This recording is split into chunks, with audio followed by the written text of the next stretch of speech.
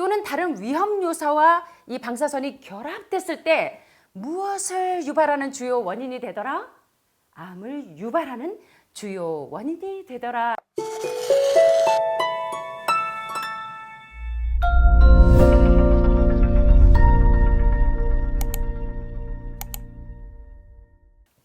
자, 이제는 조금 더 깊이 좀 한번 들어가 보도록 하겠습니다. 자, 이번 시간에는 과연 우리가 조사하는 이온화 방사선, 이것은 우리를 치유하기 위한 도구인가, 아니면 우리에게 질병을 불러일으키는 원인이 되는 것인가, 또 조금 더 심각하게 들어가 보도록 하겠습니다.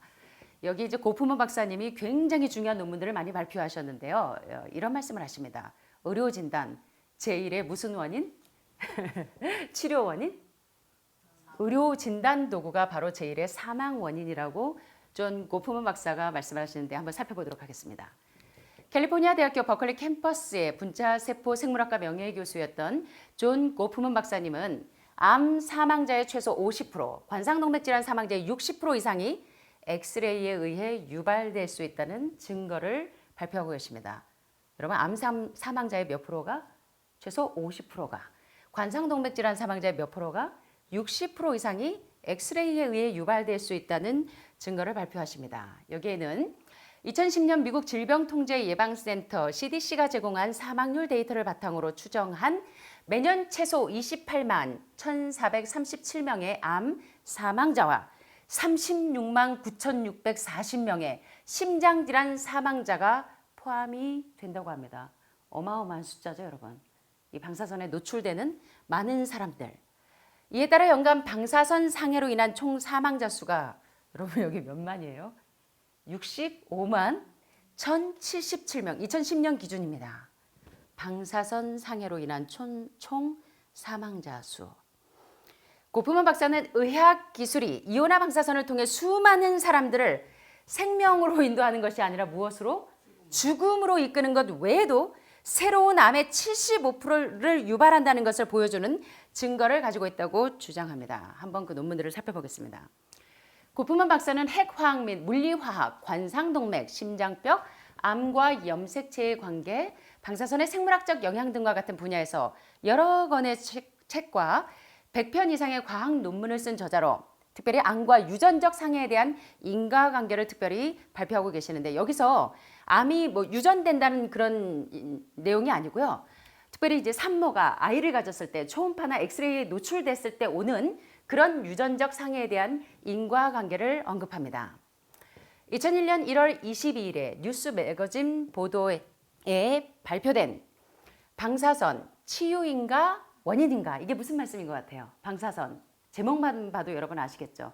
방사선 치유인가 질병의 원인인가. 다시 말하면 여러분들의 암을 진단하기 위한 도구로서 치유의 매개체로 사용되는 것인가, 그리고 또는 방사선을 통해서 여러분들의 종양을 줄이기 위한 그런 치유의 매개체로 사용되는 것인가, 아니면 오히려 질병을 유발하는 원인이 되는 것인가 라는 제목의 기사에서 필자인 마니고는 고프먼 박사의 연구를 설명하고 우리가 오래전에 의학계에 물어봤어야 했던 종류의 핵심적인 의미를 제기합니다. 고프먼 박사는 이온화 방사선이 암과 관상동맥 심장 질환의 주요 원인이라는 과학적인 증거를 가지고 과학계와 맞설 수 있는 배짱을 가진 최초의 저명한 과학자였습니다. 자, 암 산업에서 큰 이익을 얻고 있는 사람들 가운데 특별히 캐나다 방사선 전문의 연합 회장인 존 라돔스키 박사가 있는데요. 라돔스키 박사는 그가 고프먼 박사의 논문을 읽지 않았음을 인정했고, 암을 유발하는 방사선의 위험에 대한 상당한 양의 연구가 이미 발표되었음에도 불구하고 방사선의 안전성은 크게 문제될 것이 없어 라고 주장합니다. 여러분, 무엇이 옳다고 생각하십니까? 자, 대부분의 새로운 암이 엑스레이, CT, 유방조형 촬영, 투시 진단 등 겉으로 보기에 비침습적인 진단 도구에서 나오는 이러한 이온화 방사선에 의한 결과라는 고프먼 박사의 경고는 사실은 단순한 의심이 아니라 기존의 모든 연구 자료와 증거에 근거한 것이었습니다. 무려 700페이지에 도달하는 많은 연구 논문들을 발표합니다. 자, 발표 내용 중에 중요한 부분들을 한번 살펴보도록 하겠습니다. 1999년 고프먼 박사는 샌프란시스코에 본부를 둔 핵책임위원회에 발표된 699쪽, 대단하죠. 무려 700페이지 분량의 연구 논문 작성을 마칩니다. 그 논문의 제목이 바로 Radiation from Medical Procedures in the Pathogenesis of Cancer and Ischemic Heart Disease. 암과 허혈성 심장 질환의 병리가 발생하는 것은 의료 진단 절차에 따른 무엇이 원인이다? Radiation. 방사선이 원인이다. 우리 다시 한번 보겠습니다. 암과 허혈성 심장 질환의 병리가 발생하는 것은 의료 진단 절차에 따른 무엇이 원인이다? 무엇이? 방사선이 원인이다라는 내용. 1896년에 도입된 대부분의 치명적인 암과 허혈성 심장 질환의 경우에 의료용 방사선이 공동 요인이라고 결론 짓는 내용이 무려 699쪽의 분량의 연구 논문에서 발표되어집니다. 이 보고서는 특별히 나쁜 식습관, 스모킹 앤 헬스, 흡연과 건강과의 문제를 무엇과 결합되었을 때 암 사망의 요인이 되냐면 나쁜 식습관과 엑스레이와 흡연과 엑스레이가 결합됐을 때, 낙태와 엑스레이가 결합됐을 때, 피임약 사용과 엑스레이가 결합됐을 때, 또는 다른 위험 요소와 이 방사선이 결합됐을 때 무엇을 유발하는 주요 원인이 되더라? 암을 유발하는 주요 원인이 되더라라고 연구 논문에서 발표하고 계십니다. 폐암의 원인으로 흡연을 지목한 유명한 1964년 보건청감 보고서에는 질병의 발생에는 여러 필수 요인의 공존이 필요하고 그 요인 중 하나가 지배적인 역할을 할 수 있다는 것이 인정됩니다. 다시 말하면 그런 지배적인 요인이 없다면 다른 요인, 유전적인 민감성이 아무리 세더라도 질병의 발생으로 이어지는 경우는 좀처럼 없다는 것입니다. 그래서 안젤리나 졸리가 BRCA1 유전자를 가지고 있다고 해서 유방암에 노출되는 것이 아니라 그것이 두려워서 BRCA1 유전자를 가지고 있기 때문에 할머니도 암으로, 엄마도 암으로 위험할 수 있기 때문에 나도 유방을 다 절제하는 것은 옳은 생각이 아니라는 것입니다. 다시 말해서 방사선만으로 암을 유발할 수 없다는 얘기고 또한 형편없는 식단만으로도 암을 유발할 수 없고 흡연만으로도 암을 유발할 수 없는데 암은 식단과 잘못되어 있는 라이프 스타일, 이런 식습관, 생활 방식, 그리고 사회적인 관계, 사회 환경 등의 모든 요인과 관련이 있다는 것입니다. 이것은 우리가 반드시 이해해야 하는 중요한 점입니다. 필수 공동 요인 중에 하나라도 없으면 암은 발생할 수 있다, 없다? 없다. 정기적인 햇빛 노출의 부족으로 인한 만성적인 비타민 D 결핍. 비타민 D는 반드시 무엇으로만 섭취할 수 있다? 모든 거 비타민 A, B, C, 비타민 B, 콤플렉스 다 뭘로 섭취할 수 있어요?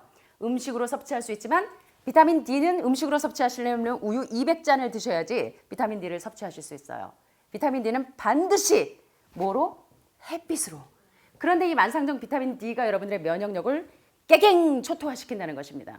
그래서 질병이 유발되는 게 이러한 요인이 있다는 거예요. 그래서 정기적인 햇빛 노출의 부족으로 인한 만성적 비타민 D 결핍이나 또는 2년마다 여러분들이 정기적으로 받는 유방 조영술, 수소를 첨가한 식물성 오일에 쌓인 정크푸드, 영양가 하나도 없는 쓰레기 식품, 이런 것들이 여러분의 혈액을 점점 산성화시켜서 모리스타 게이츠 박사가 말한 것처럼 암은 무엇에 의해서 유발이 된다? 계속적으로 이런 정크푸드하고 엠프티 칼로리 영양가 하나도 없는 쓰레기 식품이 여러분들의 계속 혈액을 산성화시켜서 그것이 매년마다 축적이 되면 그것이 기형 상태를 유발해서 그것이 암으로 전진된다는 사실에 대해서 공부했습니다. 이런 비타민 D, 만성적인 비타민 D의 결핍이나 2년마다 받는 유방 조영술이나 또는 이런 정크푸드를 섭취하거나 게다가 거기에다가 지금 맨날 시어머니, 남편 뚜껑 열리고 자꾸 이런 스트레스가 복합적으로 작용을 하면 여러분들에게 암을 유발하기에 충분하다는 것입니다. 이해되시죠? 그러나 여성이 건강에 좋은 음식을 먹고 치즈, 우유, 계란, 유방암 환자들이 공통적으로 회복이 되고 나면 책을 쓸 때 꼭 우유 마시지 말라가 1번이에요. 우유 마시지 말라. 예.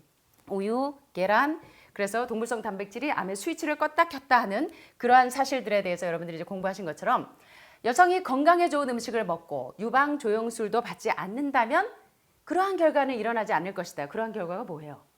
암이 유발되는 그런 결과는 일어나지 않는다는 것입니다. 결론적으로 고프먼 박사는 필수 공동 요인의 부재는 암이라는 결과의 발생을 방지한다. 이러한 공동 요인이 없다면 암이라는 결과가 생기지 않는다는 것입니다.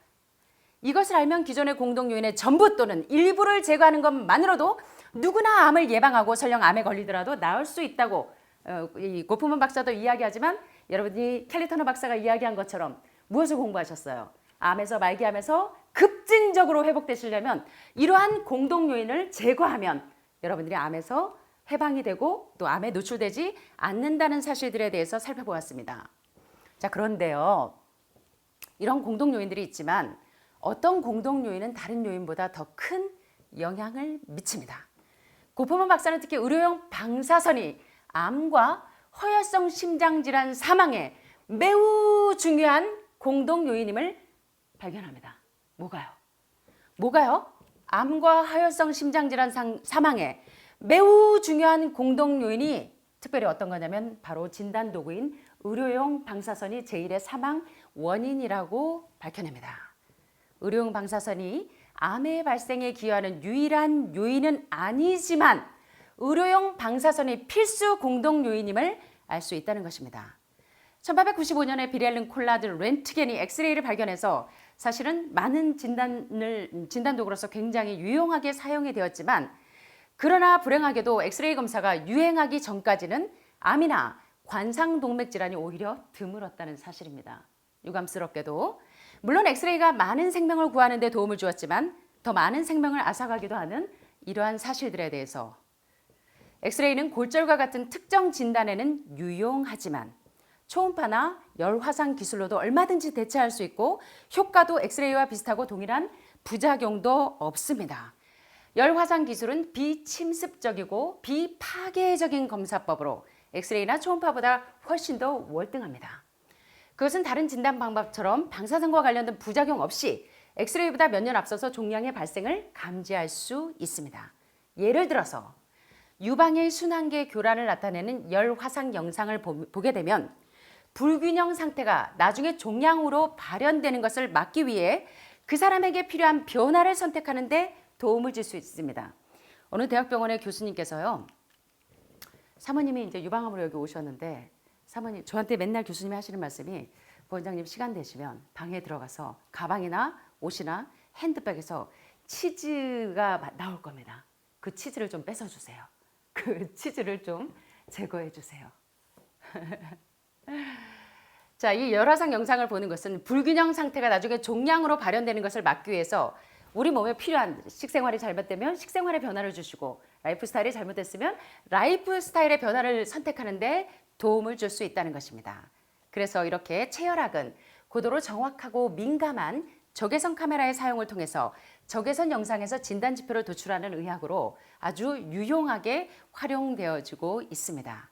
그런데 이게 영상 장비보다 가격이 훨씬 저렴하기 때문에 이게 널리 이용되지 않고 있죠. 자, 유방 열화상 기법은 임상 환경에서 유방암의 조기 발견을 위한 진단 기법이나 치료의 모니터로 체열학의 원리를 활용합니다. 유방 열화상 기법은 완전히 비접촉식이고 몸에 방사선 에너지를 전달하지 않고 또 CT나 유사한 장비보다 훨씬 더 저렴하게 그리고 몸에 세포를 파괴하지 않는 굉장히 좋은 진단 도구입니다. 그래서 지금까지 여러분과 제가 무려 이제 2차례에 걸쳐서 살펴본 내용들은 이온화 방사선이 과연 우리 몸에 치유를 위한 목적인가 아니면 그것이 어떤 목적인가 사망을 위한 목적인가 이런 것들을 살펴보면서 여러분들이 진지하게 우리가 이제 규칙적으로 이제 엑스레이를 찍으러 다니시는 분들이 많은데 제가 이제 육종암 말기 환자가 왔었습니다. 30대도 안 된 젊은 청년이 육종암 말기가 왔었는데 이 청년이 상당히 많이 진행되어 있기 때문에 병원에서 길어야 이제 3개월 시한부 선고를 받았는데 이 엄마가 아주 규칙적으로 가서 일주일마다 이틀마다 3일마다 가서 엑스레이를 찍는 걸 너무 좋아하는 거예요.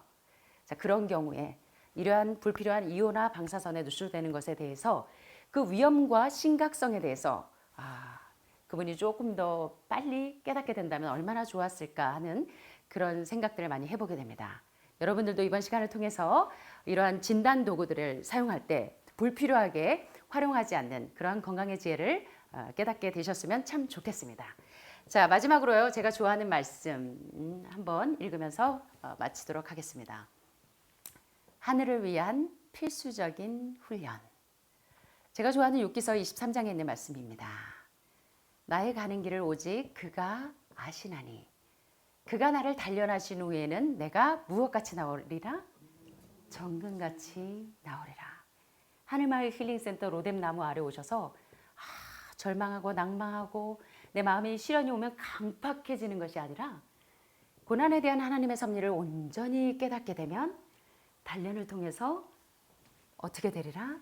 정금같이 나오는 귀한 섭리를 깨닫게 되셨으면 좋겠습니다. 자, 여기 귀한 말씀이 있습니다. 주님께서는 당신을 신뢰하는 사람들을 위해서 일하실 것이다. 어떤 사람들을 위해서 일할 거라고요? 예, 정말 믿는 사람들요. 마음으로 믿는 사람들. 입으로만 믿는 게 아니라 교회 갈 때만 믿는 게 아니라 교회 문 밖에 나오면 안 믿는 게 아니라 정말 마음으로 그분을 신뢰하는 사람들을 위해서 일하실 겁니다. 신실한 자들은 귀중한 승리를 얻을 것이다. 그들은 귀중한 진리들을 배울 것이다. 여러분들은 이러한 시련할 때 진리가 과연 뭐라고 생각하십니까? 진리가. 진리. 칭의? 성화? 영화? 올바른 구원론? 뭐가 진리일까요? justice? 정의? 뭐가 진리일까요? 여러분은 뭐가 진리라고 생각하십니까? 뭐가 진리라고 생각하세요? 건강의 법칙? 뭐가 진리라고 생각하세요? 저는 성경에 있는 모든 말씀 가운데 그 말씀이 교리로 다가오는 것이 아니라 그 말씀이 나를 변화시키는 능력으로 다가오는 것이 교리가 마침내 진리가 되는 시점이라고 생각합니다. 그게 바로 진리가 아닐까요? 나를 변화시키는 능력. 여러분들이 이런 시련들을 통해서 나를 변화시키는 그 능력을 경험하게 되셨으면 좋겠습니다. 시련과 시험의 때에 대단히 유익한 경험을 하게 될 것이다. 여러분들이 이제 폐암 4기, 유방암 4기, 그래서 폐, 간 전이 돼가지고 오신 대부분의 여러분의 상황이 그렇습니다. 이러한 시련과 시험의 때 이러한 시련이 여러분들을 걸려서 넘어지게 하는 걸림돌이 되는 것이 아니라 이러한 시련을 딛고 디디고 일어나서 더 온전하신 그분의 성품을 배우게 되는 그러한 디딤돌의 역할을 감당하게 되셨으면 좋겠습니다. 자, 여러분이 회복되고 나면 공을 자신이 차지하지 않고 모든 영광을 하나님께 드릴 사람들에게는 더욱더 많은 하나님의 복이 위탁될 것이다. 여기서 병 낫고 나면요. 제가 병 낫고 나면 하늘마을에서 평생토록 봉사하겠습니다. 하시는 분들이 지금 여기 한 분도 안 남아 계시죠. 그리고 내가 병난 거냐 하늘마을에 산이 좋아서 장수산책로, 영수산책로가 너무 좋아서 이 산이 내가 열심히 했기 때문에 내가 나았어요. 내가 이런 거 좋은 식습관을 고쳤더니 내가 나았어요. 그게 아니라 이 고난을 통해서 이러한 시련의 때 나를 온전하게 하시는 고난에 대한 하나님의 섭리를 올바로 깨닫고 전에는 귀로만 들었는데 이제는 마음으로 눈으로 주님의 음성을 큰 바람 가운데도 지진 가운데도 계시지 않는데 성령께서 세미한 음성으로 내가 가장 연약할 때 로뎀나무 그늘 아래서 낙심하고 있을 때 성령께서 여러분 심령을 만져주시고 소영아 그리고 영수야 이렇게 말씀하시는 성령의 세미한 그런 음성을 듣게 되시기를 간절히 바랍니다. 자, 그런데 이러한 시련이 올 때 우리를 온전하게 하시는 하나님의 섭리를 잘 깨닫고 인내로 신실하게 대처하게 되면 마침내 우리가 중책을 맡기에 합당한 사람임을 온 우주 거민 앞에서 증명해 줄 것이고 하나님께서는 그들을 그분의 뜻을 수행할 대리인으로 삼으실 수 있다는 것입니다. 하나님의 섭리 가운데서 세상의 투쟁들로 인해 우리는 마침내 이러한 시련 가운데서 무엇을 배우냐면 하늘에 들어갈 자격, 거듭나는 경험만 하는 것이 아니라 하늘에 들어가서 날마다 죄가 없는, 이기심 없는, 그리고 나밖에 모르는 그러한 성품이 아닌 하늘 궁정에 들어가서도 살 수 있는 그러한 적합한 품성을 개발하는 데 필요한 바로 그 훈련을 이 하늘마을 힐링센터에서 여러분의 고난의 시기에 여러분들이 이러한 훈련을 받게 되시기를 간절히 소원합니다. 우리 하나님은 모든 곰핍의 때에 언제든지 우리를 돕기 위해 곁에 계시는 분이시다. 여러분 너무 좋은 말씀이시죠? 보혜사 성령 파라클레토스, 우리 옆에서 항상 우리 곁에서 돌보시는 분. 어저께 이제 2건의 이제 밤에 응급사고가 났습니다. 여러분 아시는 것처럼 이제 각 방마다 매일매일 이 방 저 방 이제 그런 사고들이 있어요. 우리 경춘 씨가 상당히 위험한 상태인데 그 고비를 다 넘기고 지금 안정이 되어 있지만 이제 또 규칙적으로 이제 헤모글로빈 수치가 너무나 떨어지기 때문에 이제 수혈을 받고 이제 그렇게 하는데 어제 잘못 건드려서 출혈이 좀 됐습니다. 방에 가 보니까 두 분의 환우분이 두 분의 중증 환우분들이 울고 계세요. 두 분 다. 자, 그럴 때 여러분들이 잊어버리지 않으셨으면 좋겠습니다. 여러분의 처소에, 경춘 씨의 처소에 혼자 있는 것이 아니라 경춘 씨를 돕기 위해 항상 곁에서 계시는 그 예수님이 계시다는 사실을 잊지 않으셨으면 좋겠어요. 다니엘의 세 친구가 풀무불에 던져졌을 때 풀무불에 분명히 집어 던졌을 때는 몇 명이었어요? 3명이었는데 보니까 몇 명 있어요? 4명. 그 중에 하나는 누구예요? 인자 같으니. 우리가 고난당하고 시련당할 때 빛난 주석 같은 발바닥을 가지신, 계시록 1장에 보면 빛난 주석 같은 발바닥을 가지신 분은 여러분의 고난과 여러분의 시련의 때 우리와 함께 고난당하셔서 풀무불에 단련되신 그런 주석 같은 발을 가지고 계시는 그분이 여러분의 하나님이십니다. 여러분 절대로 기죽지 마세요. 쫄지 마세요. 우리 심령의 가장 은밀한 생각들, 우리 영혼의 심사를 완벽하게 알고 계신다. 우리가 난감한 상황에 처해 있을 때 고민을 털어놓기 전인데도 그분은 이미 우리를 구출하실 조치를 취하고 계신다는 것입니다. 어떻게 하면 여러분들을 이 고난의 풀무불에서 건져내실지, 그래서 같이 인자 같은 이가 풀무불에 들어가서 여러분과 함께 그 시련을, 그래서 여러분 모래 위에 발자국 보셨잖아요? 발자국을 한참 걸어가는데 발자국이 한 개밖에 없어요. 예수님 짜이날 어디 가셨어요? 어디 가셨어요? 내가 걷고 있는 줄 알았더니 내가 예수님 등에 엎여서 걷고 있었어요. 그래서 발자국이 하나밖에 없어요. 우리 고난당할 때 우리 절대 혼자가 아닙니다. 여러분 이걸 반드시 기억하셨으면 좋겠습니다. 우리의 슬픔은 모른 채 지나가지 않으신다. 경춘 씨의 눈물을 유리병에 계수하고 계시다는 겁니다. 그분께서는 만일 우리가 하나님께서 보시는 것처럼 자신의 심령을 분별하고 피로들과 위험들을 볼 수 있다면 우리가 하늘에 가서 우리의 생애를 파노라마처럼 다 들여다볼 때 지금은 내가 이 고난받는 것이 정말 이해할 수 없는데 하늘에 가서 보면 마침내 내가 고난당한 것이 내게 유익이 되었고 그것이 나를 좁은 길로 하늘로 데려오시기 위한 세상의 가장 영원한 것, 가장 중요한 것을 붙잡게 하시는 귀한 하나님의 섭리였다는 것을 깨닫게 된다는 것입니다. 그러니까 여러분 하나님의 품성에 대해서 오해하지 않게 되시기를 바랍니다. 그러나 유한한 존재들은 좀처럼 자기 자신을 알지 못한다. 자신의 연약함을 이해하지 못한다. 하나님은 자신들을 아는 것보다 우리들을 더 잘 아시고 어떻게 인도할지도 이해하신다. 오늘 교수님하고 사모님하고 점심 먹는데 사모님께서 교수님 자신보다 더 잘 아신대요. 분명히 한 번만 먹으려고 왕창 조금 떠왔지만 그 다음에 계속 2번, 3번 뷔페 식사를 뚫어갈 교수님에 대해서 너무나 사모님이 잘 아시는 것처럼 우리의 세포와 머리카락과 형질을 하시는 그분께서 우리를 어떻게 해야 하늘에 데려가시고 우리를 어떻게 해야 현세와 내세에서도 영원히 죄로부터 구원하실지 그 모든 일체의 비결을 알고 계시기 때문에 절대로 여러분들이 두려워하지 마시고 절대로 혼자가 아니라는 사실을 기억하게 되셨으면 좋겠습니다. 전 제가 여자 사도 바울이 되고 싶은데요. 이 경험을 하고 싶습니다. 자, 한번 따라해 보시겠습니까? 나의 의뢰하는 자를 내가 알고. 와, 사도 바울이 도대체 어떤 경지에 도달하면 나의 의뢰하는 자를 내가 알고 라는 표현을 할 수 있을까요? 예. 우리는 항상 어려울 때 하나님을 신뢰하게 됩니다. 그런데 정말 하나님이 곤란당하실 때 마지막에 이 세상에서 믿음을 볼 수 있을까 할 때 그때 주여 내가 여기 있나이다 라고 이사야처럼 그분이 과연 우리를 믿어 주실 수 있을까?